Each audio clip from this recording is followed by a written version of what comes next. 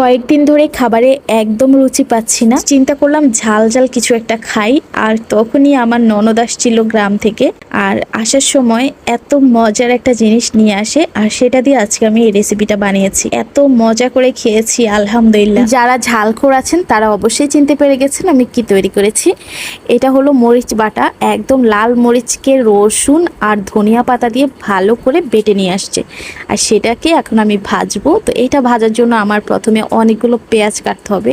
আর এই জিনিসটা যে আমার এত বিরক্তিকর একটা কাজ মনে হয়, কাটতে গেলে নাকের পানি চোখের পানি একদম একাকার। তারপরেও মজার একটা জিনিস যেহেতু বানাবো, সেখানে তো একটু কষ্ট করতেই হবে। এখানে আমি অনেকগুলো পেঁয়াজ কেটে নিয়েছি। এবারে চুলায় একটা কড়াই বসিয়ে তার মধ্যে কিছুটা তেল দিয়েছি এবং পেঁয়াজগুলো দিয়ে দিয়েছি। পেঁয়াজটাকে কিন্তু একটু ভালোভাবে নেড়ে চেড়ে যখন পেঁয়াজটা একটু সিদ্ধ হয়ে যাবে, এখন আমি এটার মধ্যে 3 চামচের মতো মরিচ বাটা দিয়েছি। এর বেশি দিলে কিন্তু আবার খাওয়া যাবে না, প্রচন্ড ঝাল হয়ে যাবে। রসুন মরিচ ভাজার যে একটা আলাদা টেস্ট আছে সেটা কিন্তু আর পাবেন না। আমাদের নোয়াখালী লক্ষ্মীপুরের মানুষরা কিন্তু এটা অনেক বেশি খায়, অন্যান্য অঞ্চলেও হয়তো খায়, তবে আমার জানা নেই। আমরা কিন্তু প্রচুর খাই। অনেকে কিন্তু এই যে রসুন দিয়ে মরিচ বাটা, এটাকে কিন্তু খালিও ভাতের সাথে খাই ভাবে না ভেজে। তো আমার কাছে ভাজাটা বেশি ভালো লাগে কাঁচাটার থেকেও। পেঁয়াজ মরিচটাকে কিন্তু অনবরত নাড়তে হবে, না হলে নিচে লেগে যাবে।